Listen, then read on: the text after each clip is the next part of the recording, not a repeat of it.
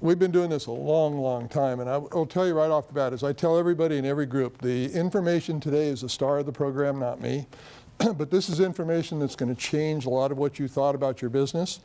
This is information that your attorneys and your accountants don't know. In fact, you'll have to tell them. Really interesting, there is a cultural divide in the legal industry. If you go to an attorney and you say to the attorney, look, I've got $1, $2, $3, $4 million worth of assets, which is what most of our assets have, they'll tell you to go buy insurance. Go to the same attorney, tell him you've got $10 to $15 million of assets, they'll tell you to do what I'm showing you. It's just a divide in the industry. And as you're going to see, and I know some of you ruled through the brochure, the information I'm going to give you today is used by the Marriott Hotels, by the New York Yankees, by Arnold Schwarzenegger, by pretty much everybody who's got money in America. And the reason is, the whole concept of asset protection started in 1961 with a lawsuit that the founder of our company was involved in. And at that time, you didn't get sued unless you were rich. So everybody who was wealthy got involved. We actually did our very first public seminar in 1975 for a group of doctors in Florida who were worried about lawsuits.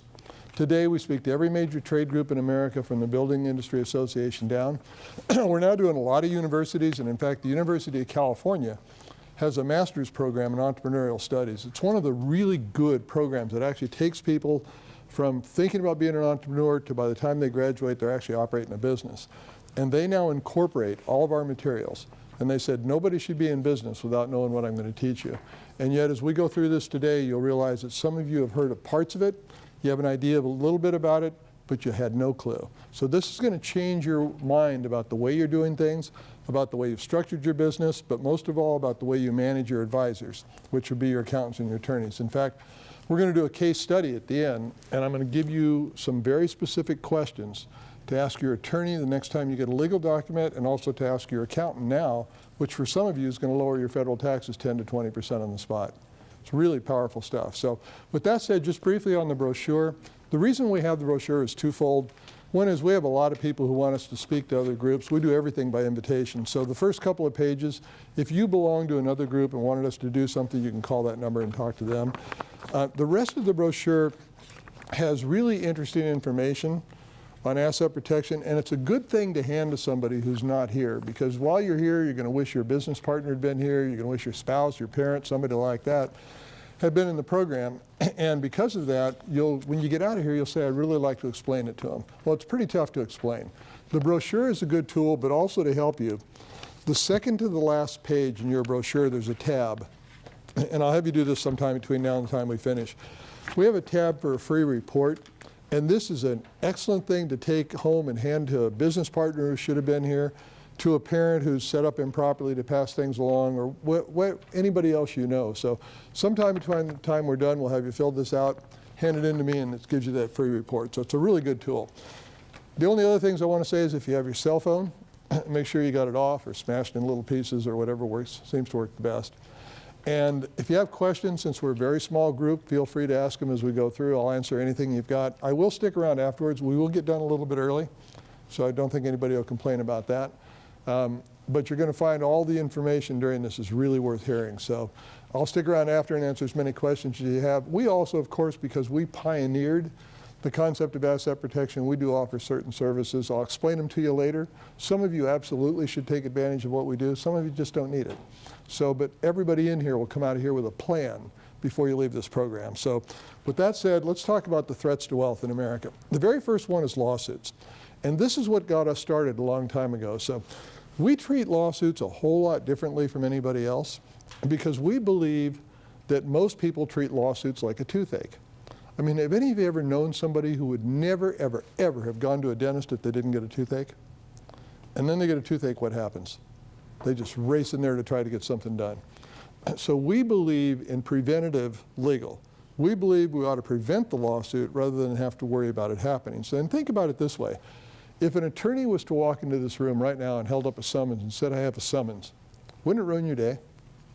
Because you don't know what's going to happen. But now let's ask the most important question, and don't look at the person next to you. If an attorney did walk in here with a summons, wouldn't you rather have him hand it to the person next to you? We're being true on that. So you just went and picked somebody out. Unfortunately, listen really, really carefully. We'll watch him. Yeah, I'll keep my eye on him. So anyway, so that begs a really important question. What is it that motivates an attorney to sue you? You have assets. Money, right? Okay. What if you could take the money out of the lawsuit? What happens then? What if you could go one step further? What if you could say to the attorney, if you're stubborn enough to continue with the lawsuit and you're unlucky enough to win, it's going to cost you? What happens then? I'm going to show you how to do that using the only legal tool in America that the Wall Street Journal said will bulletproof your assets in all 50 states. And again, it's used by Marriott Hotels, it's used by Arnold Schwarzenegger, pretty much a list of who's who in America for a long period of time. So that's the first threat that we're going to eliminate. I call it brushing your teeth legally. We want to prevent the toothache, we want to prevent the pain, because most people just get sued and they think, oh my God, what am I going to do? And if you stop and think about it right now, for everybody in this room, each one of you is one bad judge's decision away from starting over. That's a heck of a way to run a business. And don't we all, when we go into business, I mean, some people go into business just because they love what they're doing, but isn't it true that most of us want to use business to build wealth for us and our family? Yeah. So basically your lifetime goal is at some point in your life to have enough money that an attorney somewhere will be excited about taking it away from you. Isn't that what it is? Because if you live in a cardboard box, no attorney's coming after you. So the idea is, and many of you are younger in here, as you go along, you build. I've known people over the years I've done this, that in some states, I live in California, which of course is insane for lawsuits, but I've known people who just stop in their business. They say it's just not even worth it. It's just like we're just constantly a target. We don't even want to mess with it. Well, if we can take the reward out of it for the attorney, that targeting stops. In your business, you've got lots of different levels of liability, whether it's somebody working on somebody's property, using some type of equipment. I mean, the liability comes from all directions. And you have to look selfishly, you look at your own company and say, well, if somebody in my company gets sued, how do I keep myself out of it? How do I prevent that? I'm going to show you how to do that. Now, the second area of asset protection are taxes, and since I don't know anybody in here, just briefly, how many of you in here feel you just don't get to pay enough in taxes? We don't know where they're going right now. We're kind of hoping they don't go up real fast anymore. But did you know most business owners give their wealth away time and again throughout their career because they pay too much in taxes? And many of you have accountants who believe you should pay too much in taxes because it helps prevent an audit. But to give you an idea, most people confuse, I think a lot of people confuse the amount of income they have with wealth. Income has nothing to do with wealth. I can't help you earn more, but if I can help you keep more. And to give you an idea, I was in Brooklyn this is about 7 or 8 months ago, and I was speaking to a group of very, very high roller plastic surgeons. When I was done, one of them came up to me and he said, you're right about that. He said, I just cannot make enough money. He said, I make over $800,000 a year and I just can't keep up. And then he explained about the former marriages and the yacht and all. I mean, we all have a genetic gift. We can all spend $1 more than we'll ever make. But then I was also in Grand Junction, Colorado, and across from the airport there's a DoubleTree hotel. And in the DoubleTree there's a man named Sammy who shines shoes. Sammy's 74 years old.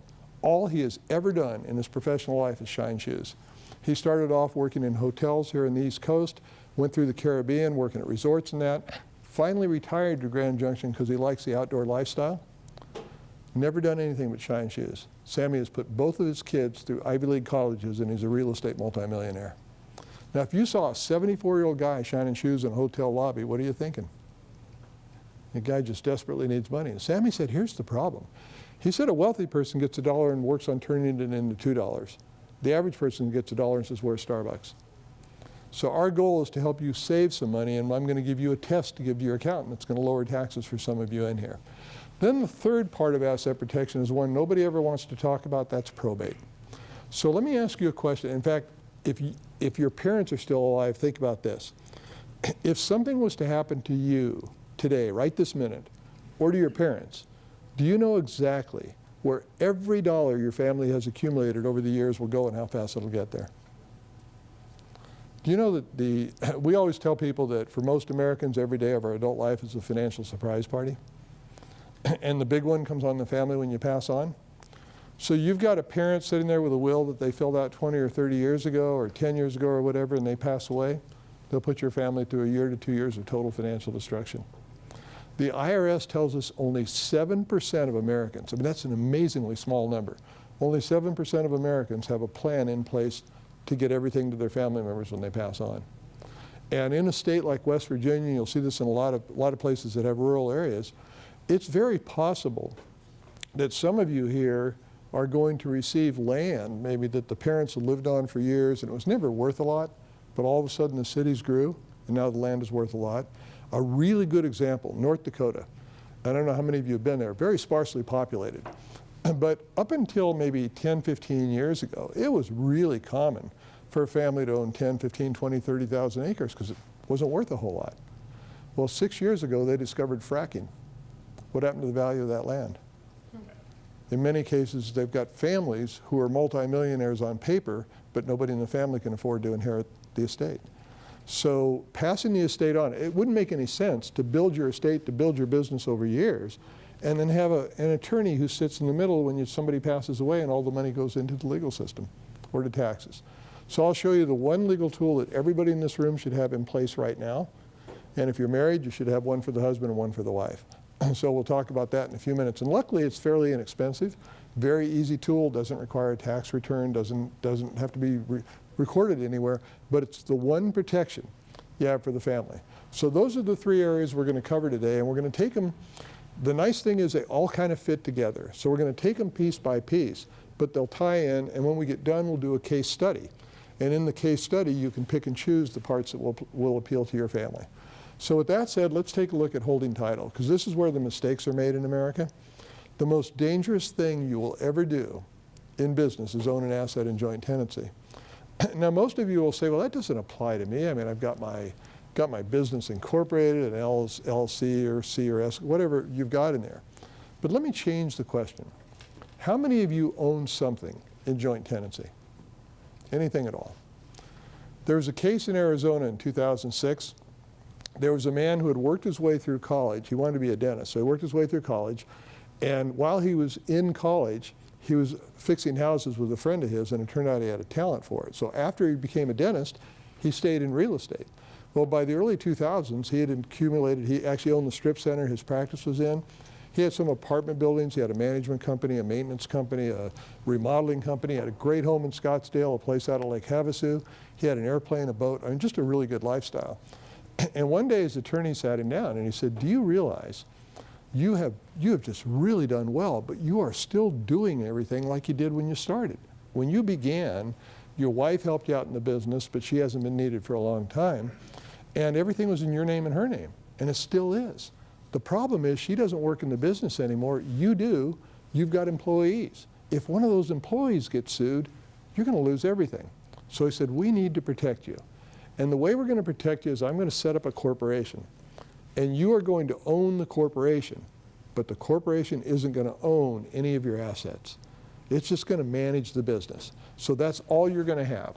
And I'm going to take everything that you could lose in a lawsuit out of your name and put it in your spouse's name as her sole and separate property. And that way, if you get sued and you lose, you don't own anything, so the insurance can pay and you go on as if nothing happened. About 7 months later, his wife came into the office on a Friday afternoon, and they decided to buy pizza for the staff. Threw the car keys to one of the real estate employees, and he went down to get the pizza. Well, while he was waiting, he decided he needed a few beers. And nobody knows how many beers he had, but on the way back to the office, he was turning a corner, going very slowly. He hit 3 pedestrians in a crosswalk.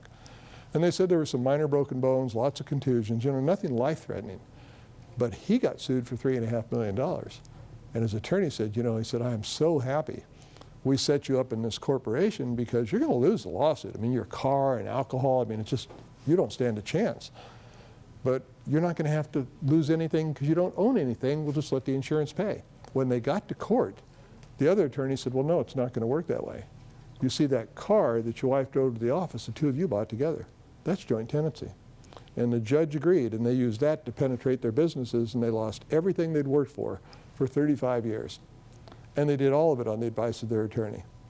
So if your attorney or your accountant gives you bad advice and you lose, who suffers? And think about it this way. How many of you here have employees? Okay, when you got your employees, did you give them a job description? Not necessarily a written one, but you told them what to do. Did you do that with your legal documents? If I said, well, how did you choose the legal stuff you have? Well, my attorney told me that I need this or that. And your attorney told you that because he had a tenured professor in college who said, here, get it here. Attorneys today don't create legal documents. It takes years to get the language through courts. So when you go to an attorney and you say, I want a corporation, the attorney just looks at the clerk and says, print it out of the computer. So in a minute here, I'm going to show you the only question you're going to ask an attorney before you get a document. And it's a real simple one. For some of you, you already have the right tool in place accidentally. Some of you need to make a change. Second way you can be in business, C Corp. Anybody here have a C? I'm surprised. Usually we'll see some in your type of industry. How about an S Corp? Of course, the hands go up. Now if I said, well, how did you choose an S over a C? Well, my accountant told me to get an S, right? And an S Corp, there's nothing wrong with it. The S Corp is a little brother of the C Corp. The C Corporation is the original corporation in America, and because of that, it has by far, and I mean it's not even close, has by far the greatest tax advantages of any corporation in America. The S Corporation is like the little brother. It gives you a few tax advantages, and it's not real bad, some self-employment benefits and that. But here's a good thing to think about. If you are writing a large check to the IRS in April, or if you're like me and you just sent your quarterlies off, and they're a large check, and you do not have the benefits of a C Corporation, you've got to talk to your accountant. Because the S Corp is limited. I've always said the S Corp is a great, great corporation for a business that never has a profit. So if you're broke your entire life, it is perfect.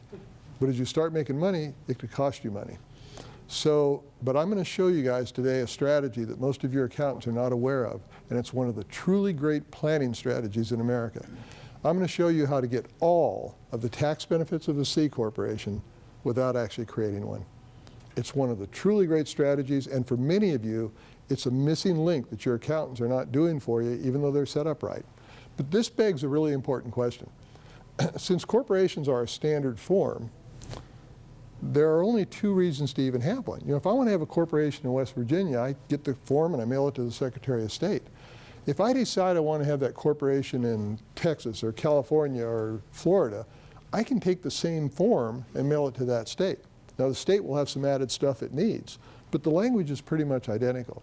So whether you're in West Virginia or in any other state, if you want to have a corporation in America, there are only two reasons to even have a corporation. What do you think they are? If you have a business in multiple states? Yeah, that's a reason. To have business in multiple states, of course. You definitely would, and I'll show you. We're going to talk about that a little bit later. What else? Liability protection. Liability, what else? Taxes. Taxes. You guys are exactly 50% right. In America today, you would never, ever, ever, under any circumstances, ask your corporation to protect you in a lawsuit. How many of you guys remember Enron back in Houston in the 80s? The first thing they lost was a 52-story office building that was owned by the corporation. Because of that, the states today routinely penetrate corporations. So it is always up to the judge. So I have no idea how the judge would look at it where you are. There are some states that are terrible. If you're in California, Colorado, Wisconsin, or New Jersey, and you go to court and you're a business, you're guilty. Doesn't even matter what happens, you're guilty. In some states, maybe like West Virginia, it would depend on where you are in the state and where the judge is. The problem with that is it's uncertain. When the only real point of a corporation is to give you tax advantages. So every corporation can be the manager. So you're going to take, when you leave here today, give your corporation a job description. It's going to be the dictator. It's going to be the boss. It makes all the rules. But don't let it own anything that you're worried about losing in a lawsuit. However, when you go to an attorney and get a corporation, since any corporation can manage, the only question to ask an attorney is, which corporation gives me the greatest tax advantages? Pretty simple question. Now, if you're just starting a business, it's irrelevant because you don't have any profit. But if you've got a pretty profitable business, it may be time to really reassess it. And I'll show you how to do that when we do our test a little bit later. Now, with that said, I'm going to move us forward, and then we'll come back to the corporations and lawsuits. I want to talk about the estate. We used to move this way back to the end of our presentation, but when we realized how much damage, I mean, the IRS is just devastating the economy, and it's going to get worse before it gets better because there are so many people passing away. The largest transfer of wealth in the history of America is occurring right now as the baby boomers pass away, the money goes to the federal government. Well, for the federal government, this is the easiest money ever. So if you're not going to do something to keep it, they're going to happily take it from you. So let's say you march down to your attorney. And you say to your attorney, look, guys, we have finally come to grips with the fact that we're not going to live forever. So we need to make sure when we die, everything goes to the kids. The attorney says, well, if you want everything to go to the kids, all you've got to do is fill out a will. I'm glad she brought this up. She said living will. Living will is for organ donations, so it's unrelated to a state. I mean, everybody should probably have one if they want to do it, but it's not. But that is the most common answer, by the way. So you're not just a dummy. Because I know they were I know these guys were looking at you like, why do we bring her? No. Anyway, so you go to the attorney. You go to the attorney and say you get a will. We have another word for will. We call it attorney welfare. Because in all 50 states, a will must be probated. In fact, I didn't listen on the radio here, but in most states I go to, I'll hear ads on the radio from attorneys saying you got to get a will, that's guaranteed income. Because a will has to be probated. Probate, here's the definition of probate. Probate is a process in which you have looked at your family and you said, hey guys, you're my family and I love you, but when I die, I do not trust you to make any decisions. Now, I do trust that attorney and judge you've never met. And I trust them so much that you can't have anything till they get you permission to get it. And the longer it takes them to get you permission, the more I'd like you to pay them. And oh, by the way, whatever you owe them has to be paid in cash before you can have anything at all. Can you find any victory for the family in there? Do any of you have family members who might argue over stuff when you pass on? Now, is that when you have like a trustee of the state? I'll get to that. So we gave you one. So no, but it's a good question. I'll get to it in a second. So in the will, what happens then is everything goes into probate. The legal system controls the time and the cost. Here's the drawback. Probate fees can run anywhere from 2 up to as high as 12% of the value of your estate. Now, unless you've got a really big, complicated estate, it's never going to be 5, 6, 7, 8%, but it could easily be 3 or 4%. Is it possible to be sitting in this room today and have a personal estate of $1 million without being wealthy? I mean, just owning a little bit, you could. Well, if all you have is an estate valued at $1 million, probate fees could be $20,000, $30,000, $40,000, depending on the skill of the attorneys. If the kids don't have insurance money to pay that, where do they get the money? Sell assets. Sell an asset, and if they do, they're going to get hit with a tax. And what is that tax? Inheritance tax. Capital gains. How much are capital gains, by the way? 15%. Dream on.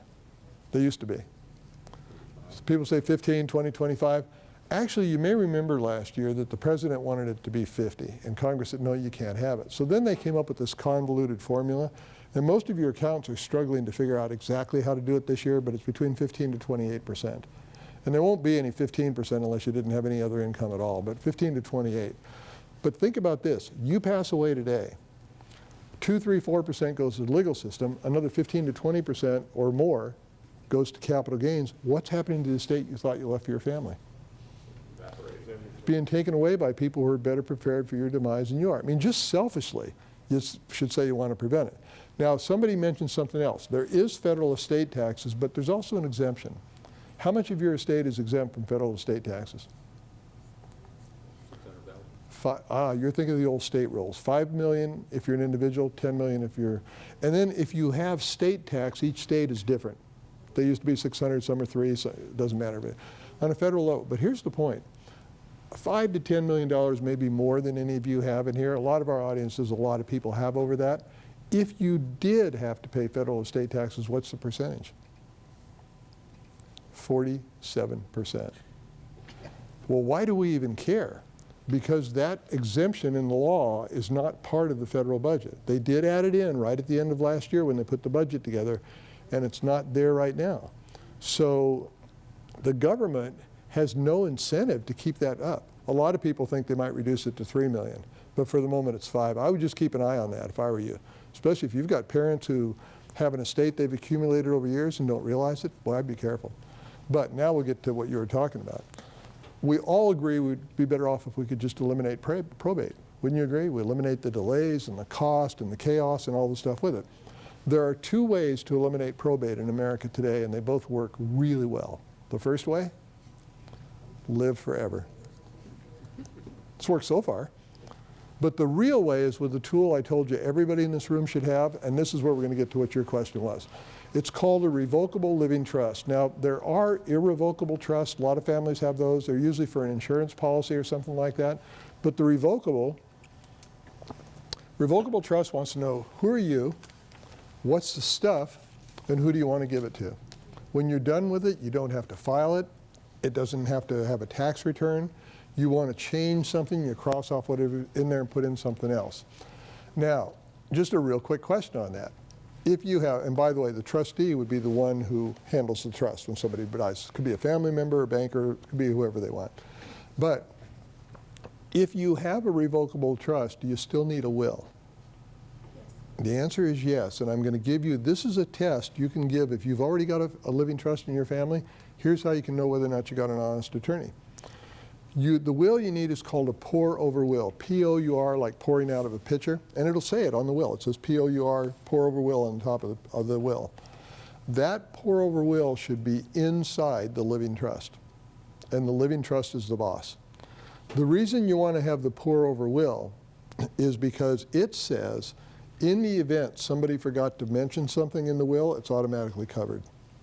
So you got a parent who created a will 10 years ago and never updated it. They got all kinds of different stuff. It's automatically covered. It's a great tool. If you have a living trust that does not have a pour-over will in it, you got to fire your attorney. And then you got to get one that does. That's the only living trust that produces and does well for you. Chances are, if you have a decent attorney, it's already in there. But keep in mind, it's to the attorney's advantage to have you have a will, because the will gets the attorney paid. The living trust doesn't get them nearly as much money. So, yeah. My wife and I had a will done by attorneys, Yes. and there was no charge for it. Not for the will. Why? Yeah, because you guaranteed probate. Most of their time, they're going to get. Yeah, because you're working your entire life now to make sure their kids go to a really good school when they pass away. Yeah. So that's why living trust is a tool. It's really funny because I was in South Carolina a couple of weeks ago, and it's all over. You'll hear 1 minute, you'll hear an attorney saying you got to get wills, and another one advertising you got to get a trust. So even the attorneys compete against it. But to give you a really good example, I was in Alabama about 10 years ago. And when I got done, a guy came up to me and he said, look, he said, I'm 81 years old, and I want you to tell your people. He said, I was an attorney, and I retired 17 years ago. And it was all paper when he worked. So he said, I had 4 big file cabinets. When I got ready to retire, the other 3 attorneys in the firm didn't even look at my first 3 cabinets. They all wanted the cabinet on the end, because that was wills. So that was their college fund, that was their vacation fund, that was their Bahamas fund. That was guaranteed income. So from our standpoint, if I'm an attorney, I'm advertising get a will. I mean, why wouldn't you? But if I'm an individual, I want to have the revocable living trust with the pour of a will inside it. If you have things that's paid for, and my wife's name isn't on it, and I die. Your wife's name's not on your trust right now? No, I'm like, my property is paid for. Okay. Okay. And my wife's name's not on that. Does she get that? Or does that His question is if he's got a piece of property that's paid for, it's in his name, his wife's name not on it. Do you have brothers and sisters? I got one brother. Yeah, a brother would have a claim to it. So as a general rule, if you're married, it's joint tenancy in most states, and they'll say everything automatically goes to the wife. But if you don't have something specific, everybody can contest it. So, and it really is a problem. For example, you ever known somebody who's been married more than once? And they'll say, you know what, I got a former spouse, but if I die, they don't want anything. What happens when you die? They want it all. So if you've been married more than once, you'd have a living trust for each person. And even in business, it's a good idea for you to have a living trust for you and a living trust for your spouse. And what a lot of people will do is they'll put the things they don't want to lose, they'll put them in their wife's living trust because it's kept separate. So you could do, in your living trust, it could say, you could have a note in there that says, when I die, you'd have a will right now. Well, now let me ask you this, and I hate to bring this up, but say I formed that up, and me and my wife go through a divorce, Yes, and it's a family farm that should go to my brother. there you go.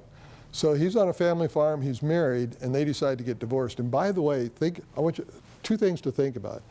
Do all of you realize that you have already made the decision as to what's going to happen if you ever do go to court?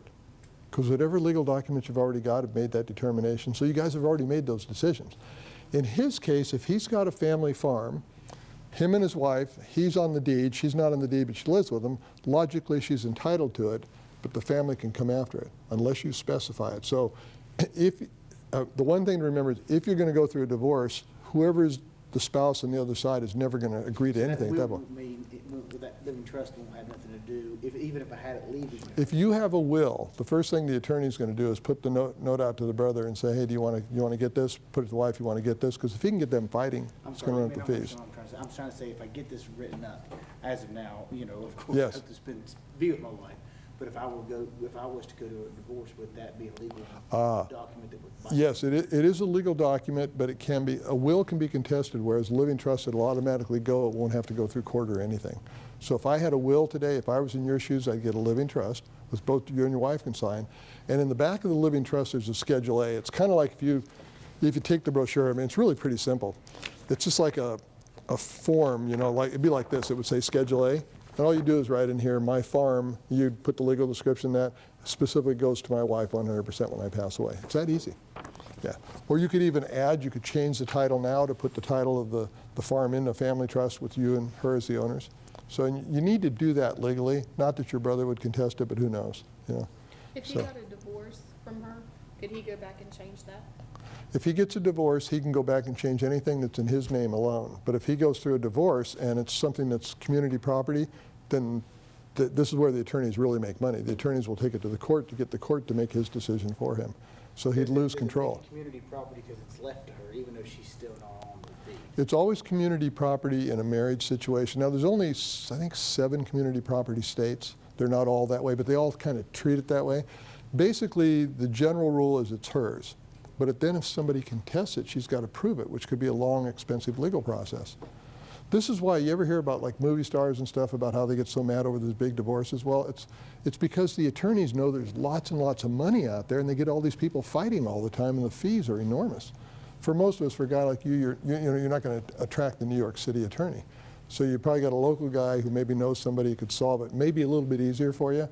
But honestly, if you have, and you're going to see this later when I show you a slide about how lawsuits happen to businesses. If you get sued and it's not specifically in writing, then somebody else is going to decide what it should have said. So the key for you is you want it to be crystal clear. And we'll do this. When we get the case study, I think it'll really make sense to you. So, but anyway, the revocable living trust, which means you can change it any time. If everybody said to me, what's one legal tool I need in place immediately, it's that. You got an aging parent who's got a will, you want to get them to put together a living trust. Now let's go to lawsuits. And this is where we actually started back in 1975. These are the 10 or the 9 most common areas of lawsuits in America right now. Divorce is by far the most common. Can divorce create a problem running a business? I've got an attorney friend. I've got an attorney friend in San Diego who's got a bumper sticker on his car. Says marriage is grand, divorce is 100 grand. He's got another bumper sticker too, which says marriage is temporary, divorce is forever.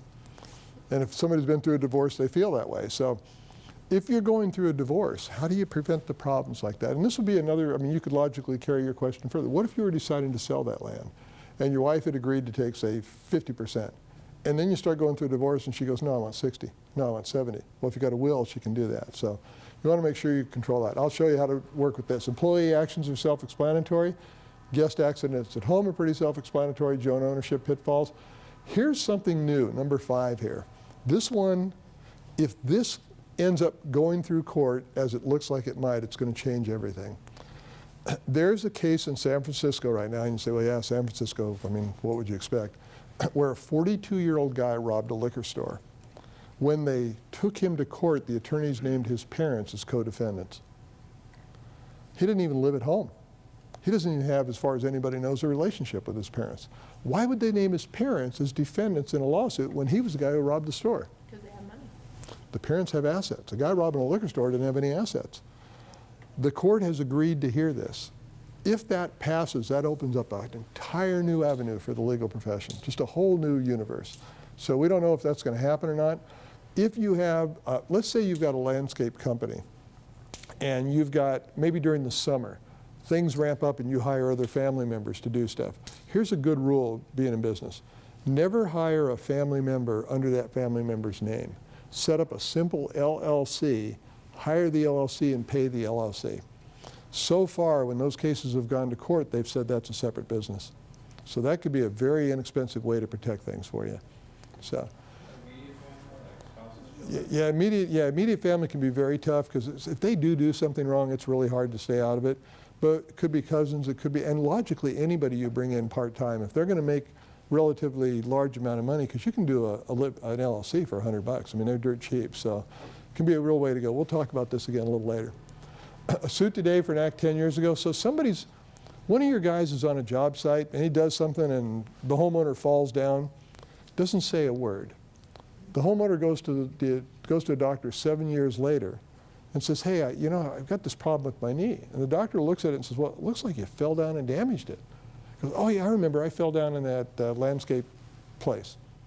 That's when the clock starts. There's no way to tell. I mean, somebody can come back and see you 30 years later. Federally, they only allow 10 years, most states about 1.5 years to 2, but the clock doesn't start till they figure out what's going on. So from our standpoint, we don't want to have people out there forever who can come back to us. We want to prevent that, and I'm going to show you how to do it. Then number 7, this may be the most important thing that you will ever learn, and you want to cement this in your mind. When you go to court, you lose the things you own, not the things you control. So your corporation, when you think of the letter C in corporation, think of control. But anything that you have that you think you could lose in a lawsuit should be in a place that's protected. Which means if you've got an S Corp today, it's okay to let it manage your business, but it should never own an asset of any sort because it just goes if you go to court. We're going to talk about that in detail in a couple of minutes here. An implied corporate officer is somebody else that may be in the family, that it's not on the deed or not on the papers for the business, but you talk business to them.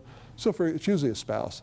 You're married and your spouse is not on the corporate documents, but if you go to court, they're going to name the spouse because the spouse is typically aware of what's going on. And then we get to the last one here, which is one of my favorites. It's insurance.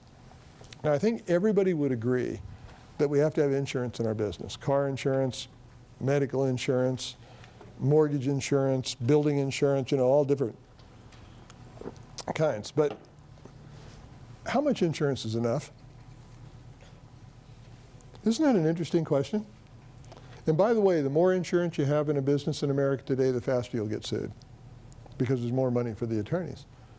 But think about this. You're sitting here in West Virginia and you've got a business. And maybe you've got $2, $3, $4 million of umbrella insurance because it's pretty cheap. And you get an offer to buy a business in Ohio. And you think, well, shoot, that's a great business, really good business. And you say, I'm going to pack up and go to Ohio. So you move to Ohio, you take your $3 million of insurance. Nobody told you that in Ohio last year, the average award was just over $10 million. So if you've got $3 million of insurance and they award $3 million, or they award $10 million, what happens? And by the way, with most audiences, I'll say, well, how do you protect yourself from a lawsuit? They'll say, well, I buy insurance. Insurance doesn't protect you from a lawsuit. Isn't insurance actually a pre-admission of guilt and you're just trying to set aside how much to pay? Isn't that what it actually is? So you're just guessing that it might be there. What we would rather do is eliminate the possible damage from the lawsuit, lower our insurances to the minimums we have to have, and put the rest of the money back in our pockets. And we're going to show you how to do that right here. But now I want to show you how businesses get sued. These are the most common errors that just kill businesses when you go to court. The first one, legal documents not up to date. So you've got an LLC, but you don't have an operating agreement. You just never got it in there. You didn't, if you have a C Corp, which none of you have other paperwork to do. Expecting your corporation to protect you, most people have it, especially if you've dealt with an older attorney. Corporations used to protect it, but today it's just iffy. Written contracts or agreements not in order. I will tell you from long experience, and for years I was in the merger and acquisition industry selling businesses too. If you do not have a written agreement, you do not have an agreement, period. Just when you go to court. I mean, you might have your best friend, a family member or something, you guys have done things on a handshake for years and years, you got to convert it to writing because otherwise you don't stand a chance in court. Verbal agreements with partner suppliers, this really hurts you when you're looking to renew something and all of a sudden the price goes up dramatically or the person you had the relationship with retires and then the company says, hey, we can't do that for you. Business is not separate from personal assets. I talked about that in the beginning, and then too much insurance. What attorneys look for in a lawsuit, things have really changed in America. Did you know, by the way, we have 4% of the world's population in America? We have 90% of the world's lawsuits. We're the only country for whom there is no penalty. There are law firms that pick industries and sue businesses by zip code. because just the fear, just the threat of a lawsuit can get them to get a settlement from the insurance company. So it's a real problem. So what attorneys look for today, first of all, is how much insurance you have. If a law firm can get a check from the insurance company, they don't have to mess with going to court. It's much easier. Then they look for how do you own your assets. And this is where we really start getting into it. Each one of you should say to yourself, well, what do I own that under no circumstances I want to lose in a lawsuit? It may not be something to do with your business, but it starts off, for example, with your house. Now, if you're in Florida, if you're in Texas, if you're in Oklahoma, Iowa, or Kansas, you cannot lose your home in a lawsuit. In every other state you can. So if you have a home, a very nice home that's paid for, and you're really worried about losing it in a lawsuit, I'll give you a solution when we do our case study. As a general rule, you don't have to worry about losing your home in a lawsuit. Most courts don't like to mess with that. They typically won't take it away unless you did something really bad. So it's probably not an issue. If you have a mortgage on your home, nobody's going to sue you to get the mortgage. But if your home is very expensive, like I did one up in, I think it was in New Hampshire just before the first of the year. And it was a doctor in the room, and he said when he was very young, he bought some land, and then he built a house on it. It's by a lake. It's apparently a really nice property. And he said over the years, been a doctor for about 30 years, he said we've grown it. We actually added a couple of other buildings for family and stuff. He said it's worth $3 or $4 million and it's paid for. And he said, I know for a fact if I go to court, that's the first thing they're going after. So I'll show you where to put that if you've got that situation. If you have other properties, so maybe you own the land that your landscape business is on, maybe you're involved in remodeling houses, maybe you have some rental properties, maybe you own something with a family member. What happens if you go to court? And then maybe you have other properties like paintings, like trucks. There are a lot of people who have personal assets that are worth way more to them. One man I know has a classic car collection. He said, I don't care what happens to my business, but I don't want to lose that. But I know if I get sued, it's gone. Or you may own an airplane or a boat or something like that. One of the great examples I can give you, I had a friend in San Diego who owned 3 Wave Runners. This is back in the late 1990s. And he always would loan them to people. He's just real generous. And in San Diego, if you've ever been there, there's a bay called Mission Bay. And it's real convenient just to take stuff out and go it there. But then people will take them and go to Lake Havasu or Lake Mead or drive them 4 or 5 hours. One weekend, he had a friend of his who wanted to borrow them because he was going to meet some friends out at Lake Mead. So he said, sure, take them. The guy took him out there, met the other family. Now, if you've ever been on lakes on big party weekends, you know, they start drinking at 8 in the morning and all the accidents happen in the afternoon. 4 o'clock in the afternoon, one of the drivers from the other family was just apparently stone drunk, driving a Wave Runner, ran over a skier and killed her. He was in court for 8.5 years. He wasn't even there, but he was the owner of that.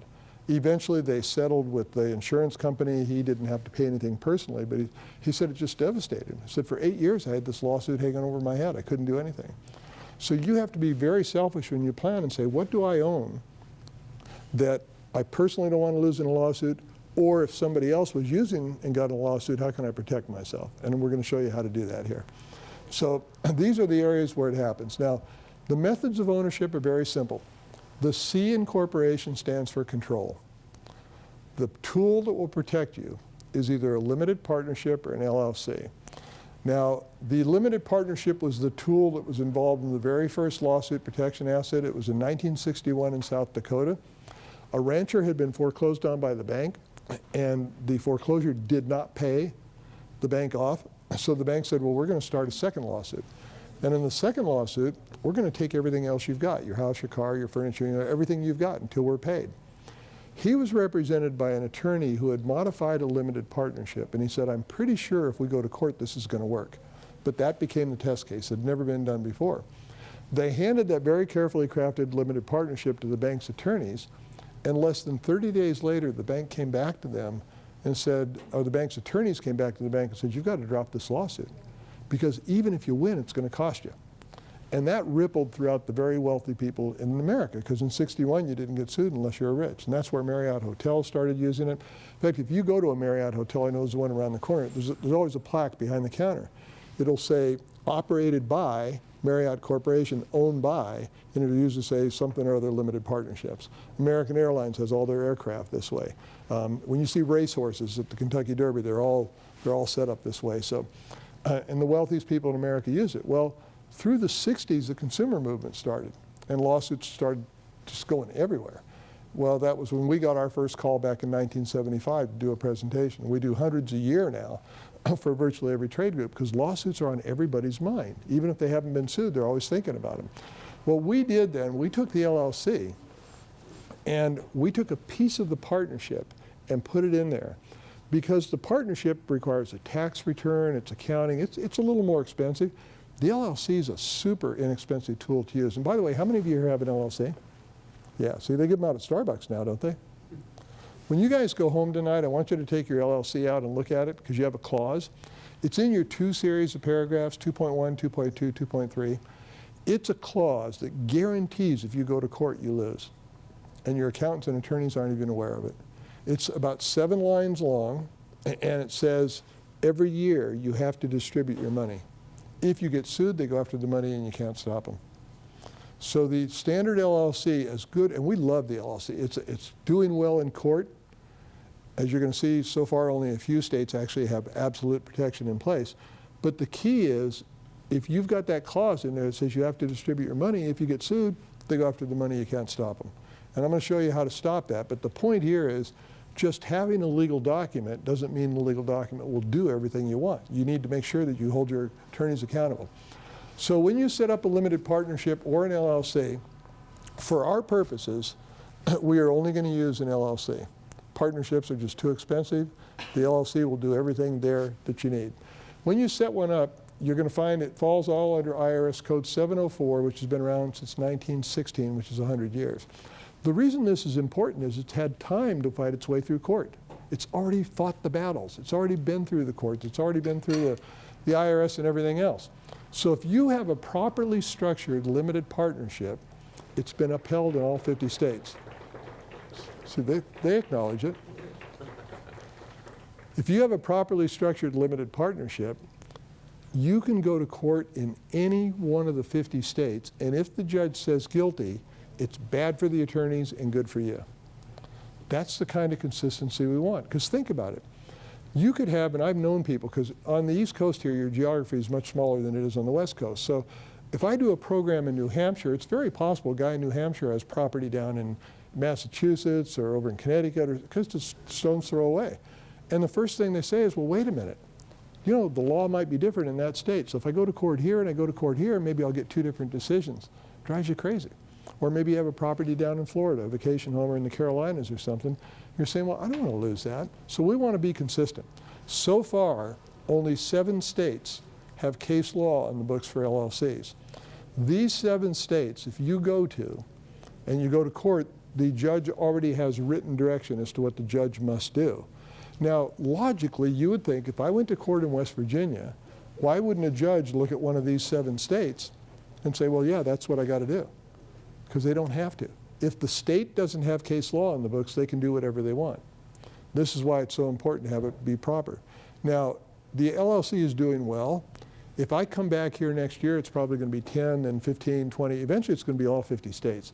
The LLC is going to be so good, at some point, it might replace the S-Corp. It's just a great tool. It's easy to use, but it's just not mature yet.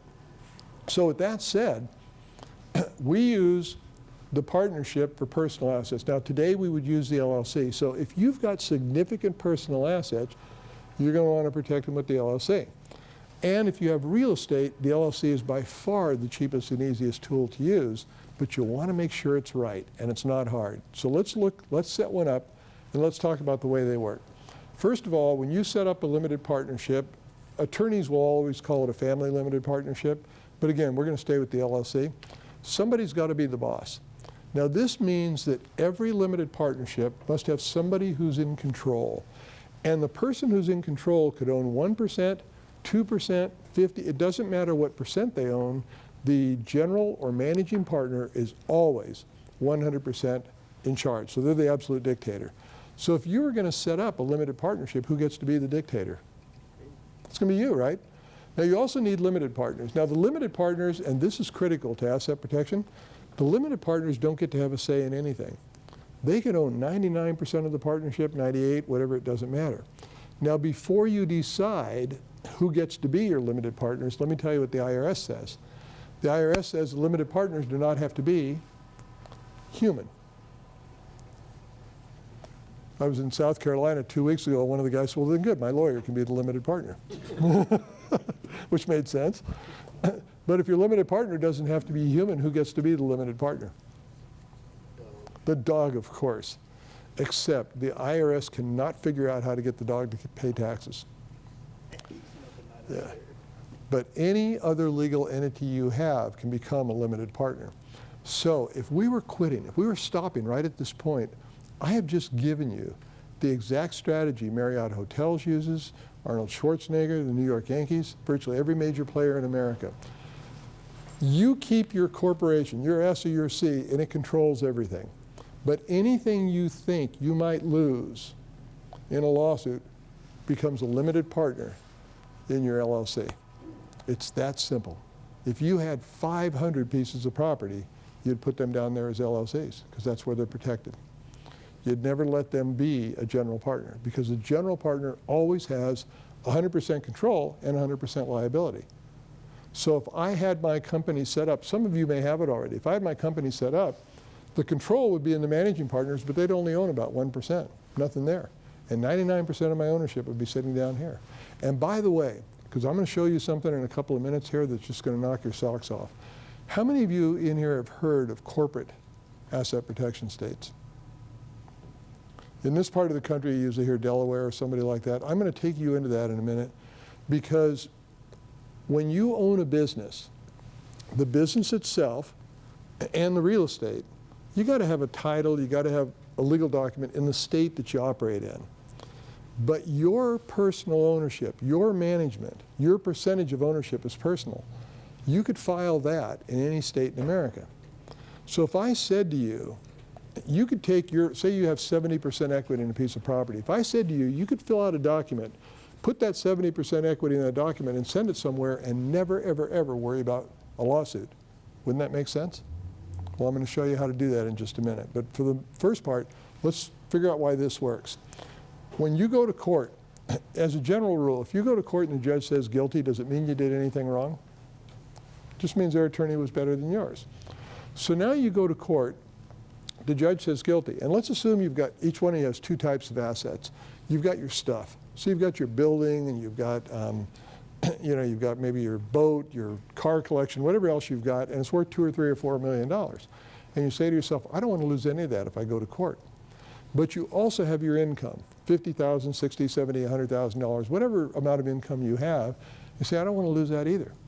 Well, now you go to court with this very carefully crafted LLC, and the judge says guilty, but under no circumstances can a judgment be issued. What is issued is called a charging order. And the charging order dates all the way back to 1961, so it's been through the courts and it's been through the IRS. Now, the nice thing about the charging order, when the judge says guilty, the attorneys at that point cannot say, oh my gosh, we forgot to check the records and we're going to drop the lawsuit. It's too late. They have to put up with what happens. So let's look at what happens when the judge says guilty, and you've got this very carefully crafted LLC. Number one, the people who sued you and won the lawsuit are not allowed to take your assets in all 50 states. So now you've got your classic car collection, you've got your buildings, your real estate, you've got your vacation home. You've got assets all over the place, and they can't touch any of it. So you've got $2 or $3 million worth of stuff they can't touch.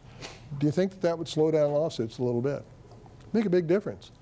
But here's the problem for all of you who have an LLC. Here's the problem you have right now. They can take your earnings, because that's what your LLC says they can do.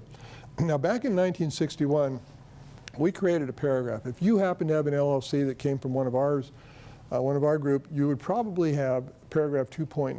Now, 2.9 is going to give you a decision. And I want each one of you in here to make a decision. You already got sued. The judge already said guilty. They couldn't take your stuff, but you've got $50,000, $60,000, $70,000, $80,000 of income that, because they won the suit, is entitled to them. But you've got this provision in here, and you got to decide how much to pay them, because here's what it says. It says the managing partner, that's you, reserves the right to withhold all distributions of profit. How much of your hard-earned money do you want to pay to the attorneys and their clients when the judge says guilty? Okay. Some of you need more time to think it over. How About zero. So now you got sued, you lost, but they couldn't take your stuff and they couldn't take your money. So on the surface, you're thinking, well, who's going to sue me? But you actually have a huge problem. And believe it or not, the problem led to the solution. And you'll be shocked when I tell you who solved it. But here's the problem you have. You had profit. Now, when the judge said guilty, who's entitled to your profit? The people who sued you, right? But how much did you give them? Nothing. But they leave that decision on the books. If you ever do take any money out, who does it go to? Go say, you're stuck. You can't do anything at all. That was a problem until 1977. And I'm going to tell you who solved the problem, and it's really hard to hear. It's the IRS solved. See, I don't even have to go any further. When I say IRS and solved in one sentence, it's just all my credibility goes, right? Because the IRS is a domestic terrorist organization, aren't they? The IRS solved the problem, but they didn't solve it because they like you or me. They solved it because they were upset about this. Because here's what the IRS said. The IRS said, well, wait a minute. There was profit. We are the IRS. We are supposed to share in the good times. But according to the court, you didn't have to pay them any money, and they didn't get any money. There's no money to pay us. So we're going to fix it. In 1977, the IRS issued the 137th ruling of the year 1977. When the IRS issues a ruling, it immediately takes effect in all 50 states and it supersedes all local law. And here's what the IRS said. Oh, and by the way, when the IRS issued this ruling, the Wall Street Journal said this limited partnership, because the LLC didn't exist back then, said this limited partnership is now the only A-plus asset protection tool in America. Because here's what the IRS said, and it was very, very simple. The IRS said, well, look, we don't care about the court decision, we don't care about the judge, we don't care about any of that. If there is profit, we get paid, period. Who has to pay the IRS?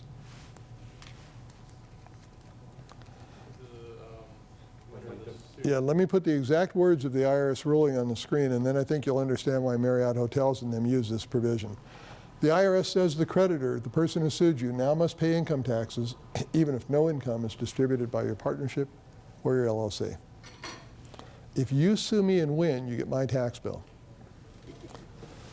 And think about it. If an attorney was to walk into this room, how does the attorney decide who to sue first? Whoever's got the most that's easiest to take. If the attorney comes up on you and sees that you've got this provision in there, what does the attorney do? Goes to the person next to you. That's called preventative. It's called brushing your teeth legally. Do you ever wonder why these large entities can be in business all the time and never worry about lawsuits? Or why these boards of directors, when they say they get sued, they never seem to lose anything? It's because they can't lose under this. Now let's go, I want to go one step further here, because I mentioned to you there are corporation states. Oh, maybe I don't have that slide up today. Let me just talk about that for a second. There's one extra level of protection you can put in. Let me just offer you this thought. Think about this for a minute. 90% of Fortune 100 companies in America have a Nevada headquarters. 90%. 90% of Fortune 100 companies in America have a Nevada headquarters. Now, they're not there. There's a few of them maybe there, but 99% of them are not in Nevada. Why would they have a Nevada headquarters? Well, the state of Nevada and the state of Alaska, which are the two leading states for asset protection. Wyoming is great for your home if you're worried about losing your home. And on the East Coast here, you have Delaware, but unless you're a $500 million company, they just don't deal with you, so they're no good. But Nevada and Alaska have what they call corporate courts. They say two things. One is, if you have a corporation in their state, they will not even release any information about you publicly. So if an attorney calls with your corporation name to the Secretary of State in Nevada and says, I want to know who the owner is, they say, no, you can't find out. But they also say, in the event you beat them in a lawsuit, you can't win anything at all. Now, how many of you remember, it was like, I think it was in May, do you guys remember the Panama Papers? All over the news for several weeks about how wealthy people around the world were forming these Panama corporations. And they were doing it for two reasons. One is Panama does not have to disclose the names of the people on it, so it's privacy. But when you read the article, you went down there, 98% of Panama companies had a Nevada headquarters. Why would they do that? Absolute bulletproof lawsuit protection. So your personal interest in your business can be anywhere. So if I own a landscaping business and I've got a building and I've got some real estate, and say I've got 70% ownership here and 60% here, whatever I own is personal. I'm going to create a management agreement, and all I'm going to do is mail it to that state. The difference between a West Virginia corporation and a Nevada corporation is a zip code on the envelope. It costs about $100 to do it. I mean, think about this. Most of you in this room are one simple LLC in the right location from lowering your taxes and bulletproofing your assets. And if I said to you, who taught you that before? Where did you learn that? Yet it's used by every major corporation in America. There'd be nobody to serve on board of directors if they didn't have that protection. So let's take a look now. We're going to take this and we're going to turn it into a case study in a second. But before I do the case study, I just want to show you this. You need to get your entities in order. Now here's the challenge you have. You need to get everything reviewed by a qualified attorney. The problem is, you may have an attorney that graduated college, because they all take generic law, then they go to work for a specialty. So maybe you have a family attorney who also does your business planning, your taxes, long-term and all that, and they're really out of their element in anything except one area of it. This is why in the beginning I said you've got to manage your advisors. You've got to know that they know what they're doing. Now there are some attorneys, and I'm only putting this up here because I'm seeing more of this, there are some attorneys now that they go around, they'll tell you they do a forensic audit of your business, which is not really, it's not a true or honest forensic audit, but basically they'll look at what you got and tell you what you've got and tell you whether or not it's all okay. Some states they charge as much as 40 grand, but it's a new area of the legal profession. But the point here is, if you've got different assets, you want to make sure they're 100% protected. In your case, well, if I'm married, what if I do get divorced? Well, what if the spouse passes away? What if I have a child and the child's got Down syndrome? Well, who's going to care for that? You know, what if I've got 3 kids and one's good in business and the other 2 are not? If something happens to me, who takes care of it?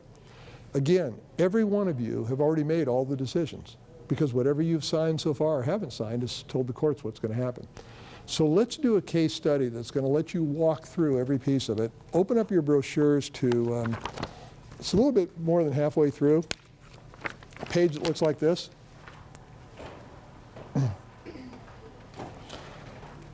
Let me tell you what this is. I spoke to the Indiana Dental Association, and dentists are really good clients, because most dentists today, they own the practice, the building, they own multiple practices, real estate. Many of them are in business as much as they're in anything else. But I spoke to the Indiana Dental Association. When I got done, this dentist came up to me and he said, I'm the poster child for everything you're talking about. He said, I went through dental school, I had a bunch of debt, then I went to work for a practice, I eventually agreed to buy the practice, then I agreed to buy the equipment, then I agreed to buy the building. So I said, every year after I got out of school, I had a lot of debt. So even on my good years, I was paying maybe 10, 20, 30,000 in taxes, but never any more. All of a sudden, the dentist I bought the practice from retired, and I had the practice paid off. We knew the practice could do a lot more, so we added some other dentists. He said last year, which is 2005, he said, we just boom. He said, I got my taxes from my accountant in April, because he always mails them to me and I sign them and send them back.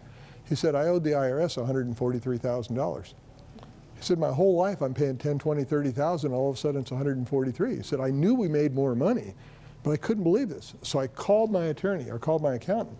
I said, how did this happen? And the accountant said, well, you ought to be happy, because the more you pay the IRS, the less likely you are to get audited. And he said, I just got to live with that. He said, I don't even want to buy anything anymore, because I feel like the rest of my career I'm working for the IRS. So we got together with him and his accountant, and we restructured and created this case study. And the reason I use this case study, because it's got every little element in there. You might have part of this, you might have all of it, you might have more, but parts of this will apply to everybody that's in here. So I'm going to take you step by step through it, beginning with the revocable living trust. You remember that I said everything you have should pass through the living trust when you pass on. So basically what we've done, in the back of the living trust, we've listed the interest in everything else they have and every legal document. So say he's got his S corporation and he's got owning a car or its own furniture or whatever. In the S corporation, it says, in the event he dies, everything goes through the living trust. You just got to, with legal stuff, you got to tell it what to do. It's like a computer. You know, they talk about garbage in and garbage out. You got to be specific. You got to say, well, I got this furniture, this goes here. So you just list it. You write it in the back of the living trust. So if you're sitting here right now, you don't have a business at all, but you've got some assets, this is the tool that you need. Then we go to his safe assets, and you'll see the little dotted line here. He had inherited, he's the only survivor in his family, he had inherited a lot of gold, a lot of silver, a bunch of antiques. And he said, I have so much value in my personal stuff that I think if I get sued, an attorney's going to go after that. They won't even care about my business because this is just easy stuff to take. So I said, I want all my personal stuff protected. From your standpoint, you should think about what you have you don't want to lose in a lawsuit. What we did was we set him up in a limited partnership. Now this was 2005, 2006. We were still using the limited partnership because the LLC wasn't mature. Today we'd use a real simple, cheap LLC. But look how it's set up. The ownership interest eventually goes through the living trust, but it's filed in the state of Alaska and it's taxed as a partnership. The reason we don't use the partnership today is it's got its own tax return. It gets expensive. But here's how the limited partnership was set up in Alaska. In a limited partnership, you can be both the limited and the general partner. So if you're single, you can do both sides of it. So we had a general partner in the state of Alaska, but it only owned 1% of the limited partnership. How much control would it have? 100% always. 99% set up there as a limited partner. Now under the rules of the limited partnership, if he gets sued and they win, they're going to get his tax bill. So an attorney comes along to sue him and says, look, this guy's a dentist. I love going after dentists because they don't know what they're doing. He pulls the legal document on this. He finds out it's up in Alaska. And the attorney says, well, if I sue him and I win, my clients are going to get the tax bill. If they get the tax bill, they're going to sue me. What does the attorney do? Passes on it, right? Attorney says, well, why would I bother with it? Again, it's brushing your teeth legally. This is personal assets. Now, if you do not have valuable personal assets, you wouldn't set that up. You don't create legal documents just to create legal documents. Then we have his business. Now, this is his business. What he had was he had some real expensive furniture and some paintings he bought for his office, and so that's where the living trust came in. But basically, we set him up in an Indiana S corporation because a dental practice in Indiana has to be an S corp. So he pays taxes as an S corp. That's pretty simple. Now, if you guys have a business, and I'm assuming some of you do with your S corp, that's all it does. That S corp doesn't get to own anything. It just operates the business. It's the funnel for the money. Then we come over here to his home. This is where I told you this earlier. He has a home out by the Indianapolis Speedway, and it's on quite a bit of acreage. He says, we've really improved it. It's worth well over $1 million. And he said, it's paid for. It's my one big asset. And I'm worried about losing it in a lawsuit. So we set him up in a Wyoming LLC. Wyoming is the only state that has very specific rules to protect a home. So again, if you live in Florida or Texas or Iowa or Kansas or Oklahoma, you can't lose your home. But if you're sitting here today, you're going, man, I got a huge home sitting on the hill and it's paid for and all that. You're saying, I don't want to lose that in a lawsuit. Well, you can set it up in an LLC in Wyoming, and Wyoming gives absolute bulletproof protection. Plus, it's a disregarded entity. Now, this is the good news, bad news, and for those of you in here who have LLCs, this may be your problem. The LLC is a disregarded entity, which means it does not have to file a tax return. Well, one of the reasons people love the LLC is you could have 500 LLCs and not one of them has to file a tax return. You're still going to have to pay your taxes somewhere, but those LLCs don't have to file one. So if you're paying an accountant to do your taxes each year, it gets really expensive filing individual tax returns. So this is a great way to save money. So that's his home over here. Then we go to the business real estate. So he bought the building that the practice was in and he owns that separately. It's in an LLC. It's filed in Indiana because he lives in Indiana. It's a disregarded entity because all LLCs are, but look at where it's owned. It's in a management LLC. Now remember what I said about a management LLC. Your personal ownership, your percentage of ownership is yours. You can file that ownership anywhere in the country you want to do it. An LLC where it's bulletproof is a good idea. So we're going to come back to this in a minute. Then we go down here to his business equipment. Now in your case, you may own backhoes, you may have tree trimming equipment, trucks, whatever it may be. If you've got equipment like that, you're going to put it in a separate LLC. And again, it's in Indiana, it's a disregarded entity. But then go over here. He has, at that time, he had 4 pieces of investment property. He's purchased a number more than that. He had them all sitting in a single LLC in the state of Indiana, which was okay. You can have if they're all in the same state, you can have it. A lot of people like to have a separate one for each property because it's pretty cheap. But this is in Indiana because the properties are located there. It's disregarded, and he had a management LLC. But here was his problem, and this may be what's costing some of you some real money. His accountant said, well, look, this is disregarded. I mean, these are all disregarded. Well, since they're disregarded, we'll just pretend they don't exist. So what his attorney or his accountant was having him do was he had his business up here. It was an S corp. He would file, prepare his taxes, get his tax deductions, and then he'd have some income left over. And he was taking all of the income that came from any other source and just adding it to his personal income. He was paying everything at the top tax bracket. So the poor guy was just getting stuck because his accountant said, well, if it's disregarded, we don't use it. In every presentation I've done, now we're a small group today, so it may not be true in here, but in every presentation I've done, somebody said, that's exactly what my accountant is doing. Well, this was killing him tax-wise. So look what we did. One simple LLC, a management LLC, remember, the management LLC can own your personal interest in everything. So if he's got 50% interest here, the management LLC would own 50%. Now he filed it up in Alaska. And Alaska says, well, if you sue me, can't have anything at all. In fact, if you sue, you're going to get the tax bill. So an attorney comes along to sue him and looks at this guy and goes, oh, he's a dentist, this is great. He's got this building here, he's got all this real estate here, he's got a house. Man, I'm just going to go after him and clean him out. The attorney pulls all the legal documents, finds out that they're sitting in LLCs, typically either Nevada or Alaska, and he says, well, if we sue him, this is what he owns. He has a management interest here. It's filed in Alaska. If we sue him, all we're going to get is his tax bill. So what does the attorney do? Goes on to the next person. This again is brushing your teeth legally. But now look at the bottom of this. Look how he's paying taxes. This is what the Wall Street Journal calls the genius of the LLC. The LLC has a number of advantages, but the biggest one is you can choose how to pay taxes. So if I said to each of you in here, look, you can just go ahead and choose how you want to pay taxes, wouldn't you choose the way that saved you the most money? I mean, that's just a simple, logical question. Now, in his case, because he was paying taxes at a very high level, it wasn't hard to change. But his accountant had it in his mind. Disregarded entity, you forget about it. So instead, we go over here, the LLC says, well, you can choose how you want to pay taxes. We know for a fact that the S Corp offers light years more, or the C Corp offers light years more tax advantages. So we went to his accountant and we said, okay, look, last year you did his taxes as an S Corp. So go ahead, we'll just leave that. Now, if you're doing your taxes as an individual, you just leave that there and say, fine. We said to his accountant, we want you to also calculate his taxes as if he was a C Corp and tell us which one saves him the most money. Now think about what a simple question that is. All of you can go back to your accountant and say, would you just do this? Here's a couple of things about an S Corp. Not only does it have light years more tax advantages, but the first $50,000 of net income, if there is any, is taxed at 15%. That's half, less than half of the regular tax rate.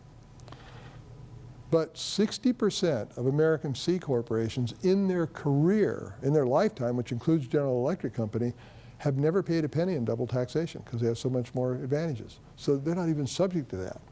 So think about this. I know many of you have an S Corp. If you have an S Corp, you can deduct some of your medical and dental expenses. If you have a C Corp, you're going to expense 100%. The entire premiums, all the deductibles, all the visits to the doctor, the driving back and forth, I mean 100%.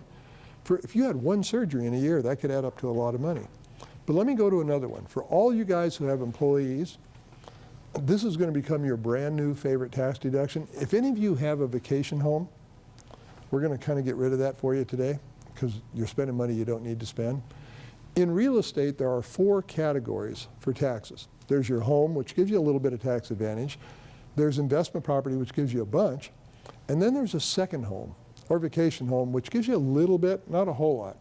But there's a 4th category of real estate. Now in this 4th category, General Motors, for example, has over 300 properties throughout the country. You can have one of these properties in any one of the 50 states and several of the Caribbean islands. The IRS is very specific. This is called a corporate retreat. Now for those of you who have employees, listen to this definition. A corporate retreat is a property that you purchase through your corporation for the use and enjoyment of your employees. And they would use and enjoy it if they could just find it. And now when it's a corporate retreat, it is 100% expensable. You write off everything. The mortgage, the interest, the visits. You'll never again have a vacation because you'll only be going there to visit the property. Sometimes you'll send your kids on very high-paid inspection trips to go see the property. I was in San Antonio, Texas a few months ago, and there was a lady who came up afterwards. She said, I've had a rental property, or not a rental property, she said, I've had a vacation property for years, but I've been renting it out 2 weeks a year, because the IRS allows you to rent it out for 2 weeks without calling it a rental property. She said, I've been renting it for 2 weeks a year just to cover some of the expenses. She said, do you think if I got a corporate retreat, I could eliminate that? Well, you can go talk to your accountant. Chances are, in her case, it turned out she did. She was able to save enough money by having it as a corporate retreat. She didn't need to rent the property out. She said, that's why I just never wanted anybody else to be in it. But the point is, there are hundreds and hundreds of deductions in the C corporation that are not available through an S corporation. So if you're writing a large check to the IRS, why wouldn't you go back to your accountant and say to your accountant, here, would you just do this for me? Just take you probably don't have your 2016 taxes yet, but you got your 2015. Just go back to your accountant and say, hey, look, you calculated my 2015 taxes as an S corp or as an individual. Now, just for an experiment, I want you to calculate it as if I had a C corp. Tell me what it comes out to. It is almost impossible to pay as much with a C corp as it is with anything else. So again, I don't know what level you're paying taxes, but for some of you, this could save you 5, 10, 15%. For him, it saved it nearly 20% because his accountant had him just paying right up at the top level. So with that said, in a second, I'm going to show you how we can walk you through this. Do any of you have any questions on this? Why would you not, could you not just put most of them in, instead of you having so many separate LLCs, could you not just group them? Why would you have them in separate LLCs instead of a single one? Partly because LLCs are really cheap and most people like to keep their categories separate. So you could have, they could have put, because all this stuff is in Indiana, he could have put all this stuff in the same LLC. Would have been just fine. Most people with property will put their type of property. So say they have 2 residential rentals and then they have an apartment building. They'll usually use separate ones for that. But you could have all of them in one if you wanted to. So say I formed just my trucks in an LLC. If you got trucks, I'll give you an example. One of the companies we work with is a taxi cab company in New York City. Now, have any of you ever ridden in one of those New York City taxi cabs? They buy the Texas Highway Patrol cars after they've had them 6 months in Texas, and they buy them because they've got this incredible suspension. Well, all the cabs are driven by an absolutely insane individual who's been in the U.S. for about 8 minutes. And they just beat you up, seriously, just beat you up and bang you up, and it's horrible. Well, that company has 56 LLCs because each cab driver is so much risk. So if you've got trucks being driven by individuals, then you might want to have separate LLCs for each truck to isolate that liability. But if one truck had an accident, of course, an LLC, regardless, they couldn't go after any of the trucks. No, but what happens is if you have, say, you've got one truck in an LLC and it gets sued, that's what the lawsuit is. If you've got other properties in there, they'll still try to tie everything up if they can. Even though they're not going to get anything, they'll just try to make you as miserable as possible. So if you're worried about having everything tied up in a lawsuit, which is kind of irrelevant, wouldn't really matter to you, but if say you were wanting to sell one, then you'd say, well, I can't get it out of here until the lawsuit is over, so it'd just be a matter of convenience. You really look at your business. Tree trimming companies are like that with those big trucks. Let me get this one, then I'll get you. Yeah. So the IRS fixed the payment problem because the person who wins the suit has to. Yeah, the IRS fixed the problem, made this LLC bulletproof because the IRS said whoever wins gets a tax bill. So let's say they go through with it anyways and they pay the tax bill. Is the money not still tied up? No, if somebody pays the tax bill, basically the lawsuit is not going to have any effect on anything at that point because it's been paid. So they would just drop everything at that point. What happens to the person that, think about this, if you win the lawsuit, you're going to get the tax bill. What happens if you don't pay a federal tax bill? The IRS will lien everything they've got. The biggest danger is, as soon as the judge says guilty, the person who won the lawsuit faces a lien on every property they've got. I mean, it's brutal. It's really nasty. But if they have the money to pay that, is then the person who lost the lawsuit, is their money still tied up? Oh, the person who lost the lawsuit, that's you or me, right? And they pay that, then the lawsuit's going to be dropped and the lien's going to be dropped at that point. So I'm pretty well clear. Yeah. Now they might say, look, I'm going to pay it, but I want to leave the lien on there. Kind of iffy, but there's no advantage to them because there's nothing more for them to get unless they want to pay your taxes next year. Because if they leave the lien on, they'll get your tax bill the next year too. So for the person who sued you to leave that lien on there is just poison. Does that make sense? Does kind of, I know it's kind of slowly settling in. Basically, the only thing they're entitled to when they win the lawsuit is your income, right? Because they already can't get your stuff. So now, as soon as the judge says guilty, they're going to have to pay the taxes on whatever income you have.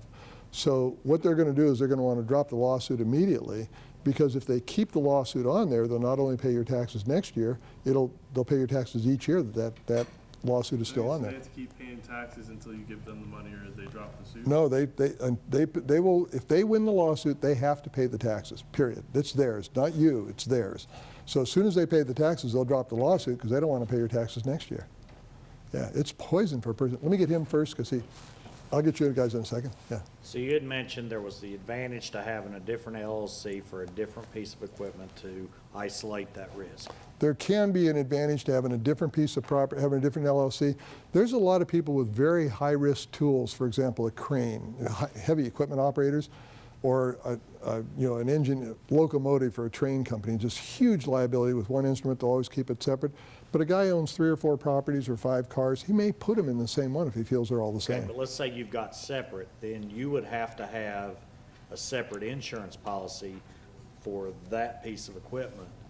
You're gonna have what because it was specified to that LLC. But you're already going to have insurance on the equipment. It's not going to change. In fact, if you're dealing with, I think it's gonna change because I think you're gonna have to have a different stated entity on that you insurance have, policy. but it's still going to be, if the insurance is $200 on that car, it's going to be $200 when it's in an LLC, or should be. Not necessarily, because once you get to a policy where you've got advantages for having Oh, volume advantages? volume advantages, you're gonna lose your volume. You should still be able to do that. There's a little known IRS rule that says if you form an LLC for a tool, but you don't change the way you're making the payments, you continue making them, that legally you didn't change anything, you just added to it.